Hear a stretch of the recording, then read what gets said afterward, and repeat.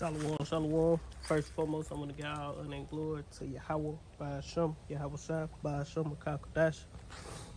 Double honors to the apostles and the elders, the great millstone, rule web, and a great example to the younger brothers in the truth. And peace and blessing to the hopefully lit. Lord willing, this be an edifying, little quick lesson. And I'm going to get straight into it. And I'm going to title this lesson, don't let a beaver build a dam in your river. Now this ain't a river, but this a creek. This a stream is, like a small little river, but it ain't quite a river. It's a creek, But if you see it right there in front of this log right here, it's a constant flow, And if that log wasn't in the way, it'll flow a little better, cause that's something like what a beaver do. It build a dam. See, if a beaver was to build a dam right there where that log is right there, it'll slow the flow down and the water be built up on this side and barely coming through. So the point of the lesson: don't let a beaver build a dam in your river, because we are to be rivers of living water. That's why we got channels.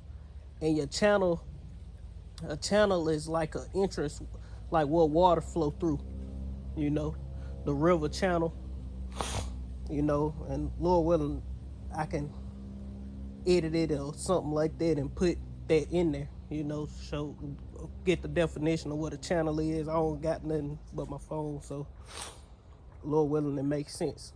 And our channel should be flowing. Constantly flowing. This work should be constantly flowing.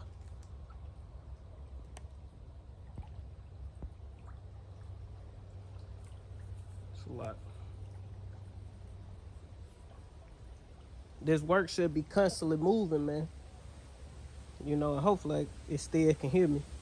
Because I'm back here in the bushes in the wilderness, and it's peaceful out here, but at the same time, it's kind of spooky at the same time. But it's peaceful back here, It's peaceful out here in this, because we not in our natural estate. You got to worry about wild hogs and raccoons and snakes. Well, snakes probably not out because it's kind of cold, but you still got to be on the lookout for different animals and stuff that we really shouldn't worry about. I think black panthers and black bears, people have seen different animals like that. But, I ain't seen no tracks or nothing. Deer, deer be out here too. Because wherever the water is, that's where all the animals go to. Because this should be pure, clean, fresh water, man. Because it's constantly flowing. It's clean, because it's flowing. You can see straight to the bottom. It's probably a couple feet deep, but you can see straight to the bottom. When it's real deep, where it's real dark, this people used to come back here and swim a long time ago and stuff like that. But now it's just, they usually, the kids will come clean it out. The one like back in the day. See, we in the technology age. We didn't do stuff like that really. But back in the 90s, kids growing up, teenagers in the 90s and 80s, 70s, 60s, they used to come back and clean all this out and swim in it. But getting back to the point, the rivers of living water, man. We are rivers of living water, but let's get that. Matter of fact, let's get this precept real quick. In the book of John. This is the book of St. John, chapter 7. This book of St. John, chapter 7 and verse 38. And it reads, "He that believeth on me, as the scripture hath said, out of his belly shall flow rivers of living water." So if we claim we believe as the scripture, if we claim we believe in the scriptures, out of our bellies shall flow rivers of living water. That's why the Lord said it ain't that what goeth into a man that defile him, but what cometh out. Cometh out of what? Out of our bellies, man. Going into doctrine, wines, this, like you can learn about different knowledge, but if you teaching it, then you going off. You know what I'm saying? You letting it out like it's the truth. Only thing should be flowing out of us is this truth. We shouldn't be hiding our talents, tucking them in a napkin, letting our river, letting the beaver build a dam on our river, hiding our talents, man. Letting our water that's within us become stagnant, man. You gotta let it out, man. You know, we gotta do this work because this the last chance, man. Same way that water flowing through here, living is lively. That's how we gotta be teaching this word, man. We gotta constantly bring it out. But let's get into this word stagnant, because we don't want to become stagnant. And when a beaver build a dam, the water behind the dam is somewhat stagnant. Besides, it's a little water flow through that, but if it's enough dams, it's gonna stop it, and it's gonna become stagnant water, man. But let's get it. It's a stagnant of a body or a atmosphere of confirmed space having no current or flow, or often having no smell, or often having and smell as a consequence. Similar words to that definition is still, motionless, immobile, lifeless, dead, slack, stationary, etc. And then another definition say show no activity, dull, or sluggish. And we don't want to be sluggish. We don't want to be dull. We want to be abounding in this, man. Abounding in the work. Constantly got something else to go into, you know. Because sometimes you gotta tell Israel the same thing over and over and over again before they learn anything, man. You know. Let's get into the next one is stagnation. It say the state of not flowing or moving. Then the second definition is lack of activity, growth, or development. And when a river flow is developing a groove in the ground to where it's digging it up. You see how over there across the way, that's from the waters flowing. And when they flood, this probably get flooded and stuff here and there. And wherever the river always flowing is digging a trench in this area where it flow, where the Lord got it sanctioned to flow to. It's basically digging it out, because it's going downstream, and wherever it's going to is pushing stuff that way. So it's constantly moving. It's growing, it's widening, becoming wider, it's becoming deeper as it moves. And that's how this knowledge should be within us, man. We should become wiser. We should become more knowledgeable as far as history or health or just the knowledge of the earth. All of that, man. The different incense and stones. I mean, you got to get all into all of it, but we should be growing in this. And this not to no certain person, because this for me, myself, personally, man. Because I need to get better. I need to get more on the Hebrew. I need to work more on health, even though I be on it, but I need to do it better, man. I can do better than what I'm doing. I need to get more on my videos, because that's the main point of it, is doing this work, because the main point is the work of Yahweh Hashem Yahweh Shai. And I need to get more on doing my videos, man. A day shouldn't go by where you didn't put up a video. Your mindset was not on putting up a video. You may miss a day, but the next day you should do too. You should be, if you miss a day, you should miss that day preparing to listen. Writing up if you can't, sometimes you gotta write lessons up, man. Write it up. You might not get to it that day, but the next day is already wrote up in order. You can do the lesson, man. If that's where you at still. We gotta work, man. We gotta work in this thing, man, because hey, what the Lord say, I hear rather you be hot or rather be cold than lukewarm, roughly paraphrasing. Because if you lukewarm, he gonna spew you out of his mouth, man. The Lord want us hot on fire for this thing, man. So let's get these precepts and get up out of here before it get dark on me. Let's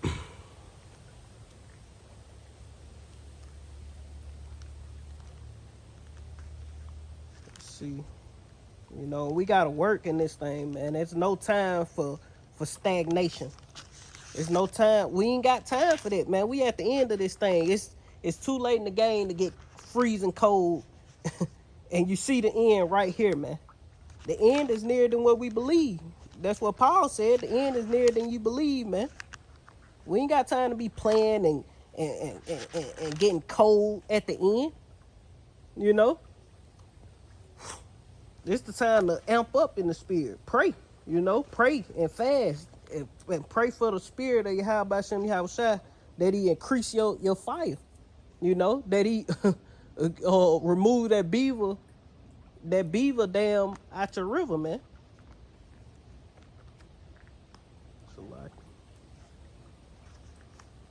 So let's go to John chapter 4.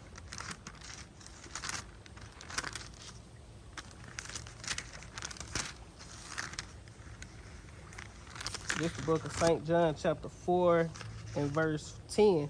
I started at 10.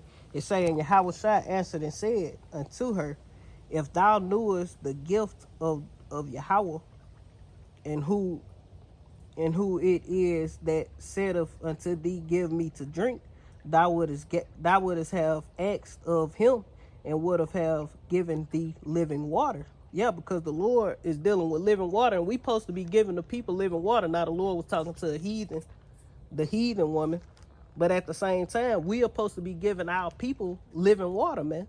They supposed to be coming alive off the water that we get them, through the spirit and power of Yahweh Shem Yahweh, because it's all of the Lord. Like the scriptures say, Paul planted and Apollos watered, or Apollos watered and Paul planted, but it's the Lord that giveth the increase to the seed that's being planted in these people. But we gotta water that seed. But if our channels, our rivers stagnant, then how can we water it? You know, bad ass water. Shit been sitting up all this time. It's dead. It's dying. Dead water, man. It say verse 11. It say the woman said unto him, Sir, thou hast nothing to draw with, and the well is deep. From whence then hast thou that living water? Art thou greater than our father Jacob, which gave us the well, and drank thereof himself and his children and his cattle? And Yahweh answered and said unto her, Whosoever drinketh of this water shall not thirst again. And we have drinking of this water, man. And we not thirsty because why? We flowing with water now, And Lord willing, we continue, man. Lord willing, the Lord don't dry up our water fountain.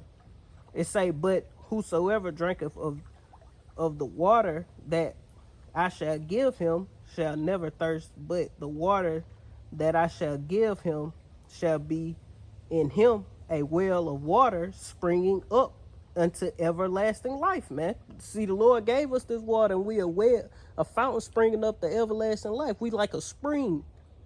The Lord has planted springs in this dry land, man, to give to the dry bones,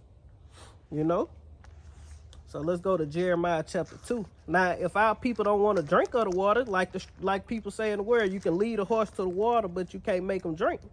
That's why the Lord compared our people to dumb animals like the ass and the ox. The ox know if his owner, the ass, his master crib, but my people do not know. They do not consider. Our people don't consider. This is the book of Jeremiah chapter 2 and verse 13. And it reads,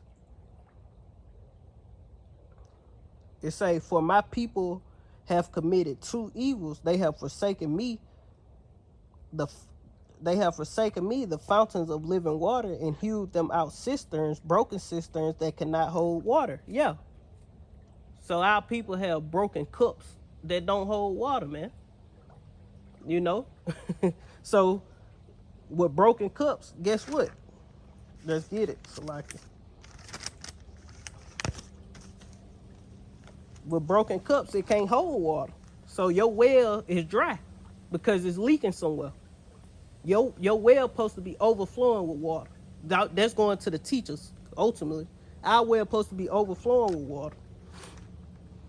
But let's get this in Isaiah chapter 44.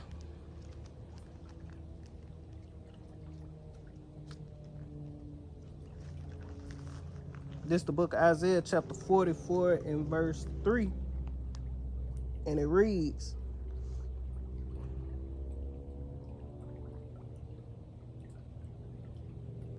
I start at 1. It say, yet now hear, O Jacob, my servant, and Israel, whom I have chosen, saith the Lord, that made thee and formed thee from the womb, which will help thee.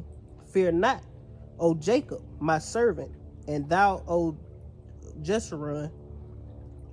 That's why the scripture say Jeshurun wait fat and kick. That's talking about Israel, the whole nation, whom I have chosen. For I will pour water upon him that is thirsty. We thirsty, man. We need that water, man. And floods upon the dry land, upon the dry ground, and we are part of that water being poured on the dry ground, man.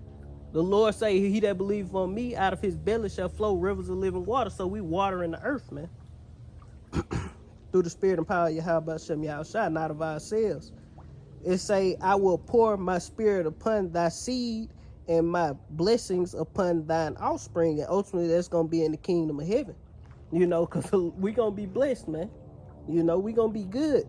But we got to work for it now. We got to we got to get ourselves in order and get things back in order. So ultimately, it's all the Lord's plan. So we can get the hell up out of here, man.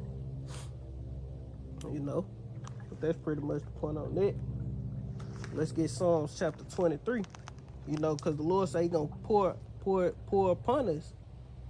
This is the book of Psalms chapter 23 and verse 5. And he say, like 24. This book of Psalms chapter 23 and verse 5, it reads, thou preparest a table for me in the presence of mine enemies. Thou anointest my head, my head with oil, my cup runneth over. And I think it says Salah. You know, my cup runneth over. Yeah, and our cups should be overflowing with this knowledge, man. With water, with the wine, with this doctrine, this 100% truth. And we should be giving it to the rest of our people, man. You know, our cup flowing, overflowing.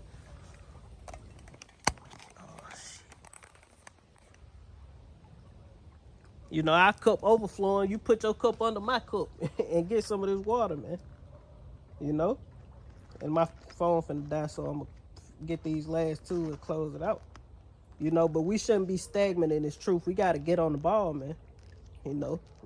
Ain't time to be making excuses and don't none of that matter no more, man. The Lord don't give a damn what you going through in your life, man. You know? The Lord don't give a shit about that, man. And we shouldn't give a shit about that neither. We should push this word until the Lord come back. We want to be delivered, man. This the book of Isaiah chapter 58 and verse 11. And the Lord shall guide thee continually and satisfy thy soul in drought and make fat thy bones, and thou shalt be like a watered garden and like a spring of water whose water faileth not. And that's how we should be, man. You know? Like a water garment whose spring faileth not, you know, in this work. You know, because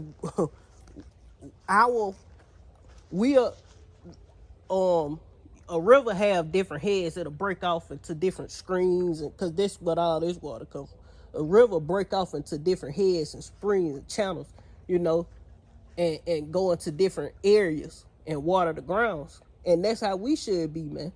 You know, we are a part of the fountain of the Lord's living water, man. And we got to flow, man. You know, but let's get this and close it out.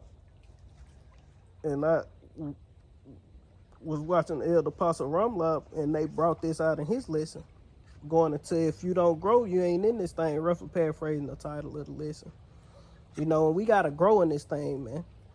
You know, we got to abound in the work. Not only grow in knowledge, wisdom, and understanding, we of course, you know, but we also got to grow in works, the production of our, you know, we got to grow production wise, you know.